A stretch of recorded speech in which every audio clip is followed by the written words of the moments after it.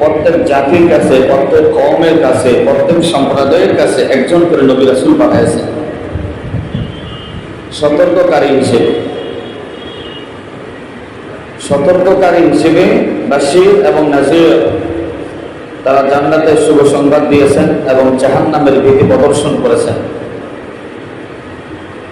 প্রত্যেক জাতির কাছে একজন করে নবী অথবা রাসূল পাঠিয়েছেন আল্লাহ তাআলা, এবং তাদের জন্য সেই নবীকেই মানা ছিল ফরজ। কিন্তু আপনার আমার জন্য আল্লাহ তাআলা কিয়ামত পর্যন্ত পৃথিবীতে যত মুসলমান আসবে, মুসলমান পরিচয় দিবে, তাদের জন্য আল্লাহ তাআলা দুইজন নবীর আদর্শকে মানা আল্লাহ তাআলা ফরজ করে দিয়েছেন। সুবহানাল্লাহ। এক নম্বর হলো আমাদের নবী মুহাম্মদ মুস্তাফা সাল্লাল্লাহু আলাইহি ওয়াসাল্লাম, আরেকজন হলো সাইয়েদনা ইব্রাহিম আলাইহিস সালাতু ওয়াস সালাম। যেমন কোরআনে কারীমে আল্লাহ তাআলা বলেছেন, লাকাদ কানা লাকুম ফি রাসূলিল্লাহি উসওয়াতুন হাসানাহ, তোমাদের জন্য সর্বোত্তম আদর্শের প্রতীক হলো তোমাদের রাসূল। আবার আরেক আয়াতের ভিতরে আল্লাহ তাআলা বলেন, লাকাদ কানা লাকুম ফি ইব্রাহিম উসওয়া, তোমাদের জন্য সর্বোত্তম আদর্শের অধিকারী হলো সাইয়েদনা ইব্রাহিম আলাইহিস সালাতু ওয়াস সালাম ওয়াল্লাযীনা মাআ, এবং তার পরিবার, তার যে পরিবার আছে, স্ত্রী মা হাজেরা এবং তার সন্তান ইসমাইল যাবিহুল্লাহ, তার পরিবারের ভিতরেও আমাদের যারা আদর্শ রয়েছে, আদর্শের মডেল। হাজী সাহেবরা হজ করতে যায়, হাজারে আপনার মিনায় গিয়ে কঙ্কর নিক্ষেপ করে শয়তানকে, ঠিক কিনা বলেন? শয়তানকে কঙ্কর নিক্ষেপ করে, এটা কার সুন্নাত, কার ওয়াজিব বলেন তো দেখি? সাইয়েদনা ইসমাইল যাবিহুল্লাহ। ইসমাইল যখন বাবার পিছে পিছে যাচ্ছে, জবাই হওয়ার জন্য, আল্লাহ তো সে তো জানে, শয়তান পিছন থেকে বলে, তুমি কোথায় যাচ্ছ? তোমার বাবা তোমাকে জবাই করবে, তোমার বাবা তোমাকে জবাই করতে নিয়ে যাচ্ছে, কুরবানি দিতে নিয়ে যাচ্ছে, যাইও না। ইসমাইল যাবিহুল্লাহ বুঝতে পারলেন এটা শয়তান, সে শয়তানকে পাথর নিক্ষেপ করলেন। এই ভাইয়ের আমার এখান থেকে একটা শিক্ষণীয় বিষয় আছে। ভালো কাজে বাধা দিলে ইসমাইল যাবিহুল্লাহ আমাদেরকে শিক্ষা দিলেন তাকে পাথর মারা, ঠিক কিনা বলেন?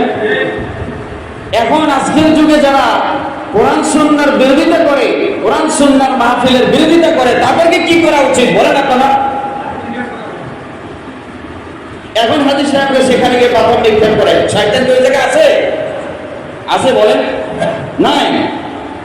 কিন্তু আল্লাহ তাআলা ভাবলেন, আমার রাসূলের উম্মতের মধ্যে তারা তো আমার ইসমাইলের মতো আমার প্রেমিক হতে পারবে না, ইব্রাহিমের মতো খলিল হতে পারবে না।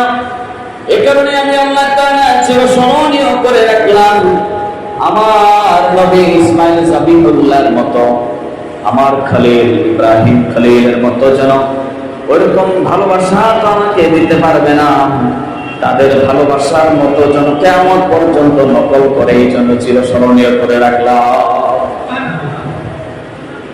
আমরা কি কেউ ইব্রাহিম খলিলের মতো খলিল হতে পারবো বলেন ভাই? যাবিহুল্লাহ হতে পারবো? কিন্তু আল্লাহ তাআলা বলতেছেন এগুলো তো হওয়া সম্ভব নয়, তাদের মতো তাদের আমলের একটি নকল করো, আল্লাহ তাআলা তোমাদেরকে ওই প্রেমিকদের কাতারে তোমাদের নামগুলো উঠাই দিয়ে দিবেন। সুবহানাল্লাহ। সাফা মারওয়া থেকে হাজী সাহেবরা দৌড়াদৌড়ি করে, 70 বছরের বৃদ্ধ যদি হয়, দৌড়াইতে না পারলে সেখানে গিয়ে একটু চেষ্টা করে দৌড়ানোর জন্য। কেন চেষ্টা করে ভাই?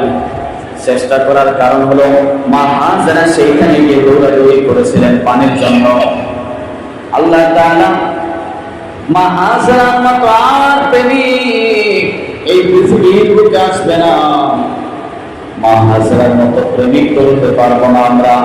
তবে তার প্রেমের একটি নকল আমল যেন ওই জায়গায় গিয়ে আল্লাহকে খুশি করার জন্য করতে পারে, এই জন্য আল্লাহ তাআলা হজের 6টা ওয়াজিবের মধ্যে একটি ওয়াজিব আপনার সাফা মারোয় দৌড়াদৌড়ি করা লাগবে, ওইখানে গিয়ে দৌড়াইতে হবে।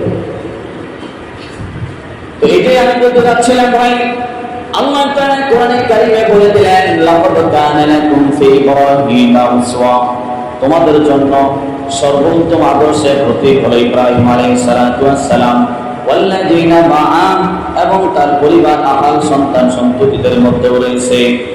আল্লাহ তাআলা যখন আল্লাহর হাবিবকে বলে দিলেন, ওয়াইজিব তাআলা ইব্রাহিম রাব্বুহু বিকালিমাতিন ফাআতাম্মাহুন্না, হাবিব স্মরণ করুন ওই সময়ের কথা, যে সময় আল্লাহ তাআলা তার খলিল ইব্রাহিমকে কয়েকটি কঠিন পরীক্ষা নিয়েছিলেন, আর প্রত্যেক পরীক্ষায় ইব্রাহিম ফাআতাম্মাহুন্না, ইব্রাহিম সর্বোচ্চ সফলতা লাভ করেছিলেন।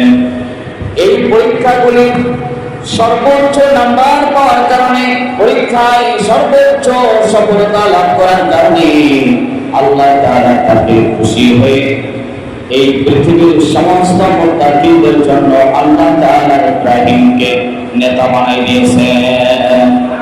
আমাদের জাতির পিতাকে বলেন তো ভাই, জাতির পিতাকে ব্রেন ঠিক আছে তো ভাই?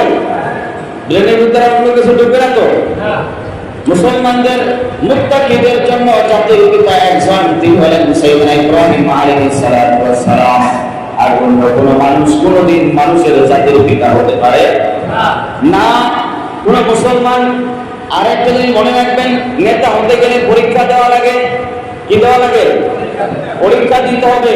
সাইয়েদনা ইব্রাহিম আলাইহিস সালাতু ওয়াস সালাম যে সবচেয়ে কঠিন 10টা পরীক্ষা নিয়েছিলেন, ওই 10টি পরীক্ষায় পাস করার সঙ্গে সঙ্গে আল্লাহ তাআলা নিজে ঘোষণা দিলেন, ইব্রাহিম তোমাকে আমি এতদিন নবী হিসেবে রাখছিলাম, এখন শুধু নবী নয়, তোমাকে আমি তামাম পৃথিবীর সমস্ত মুত্তাকিদের জন্য নেতা বানাই দিলাম। শুধু তাই নয়, মিল্লাতা আবিকুম ইব্রাহিম, এবং তোমাকে আমি তামাম পৃথিবীর সমস্ত মুসলমানদের জন্য জাতির পিতা বানিয়ে দিয়ে দিলাম।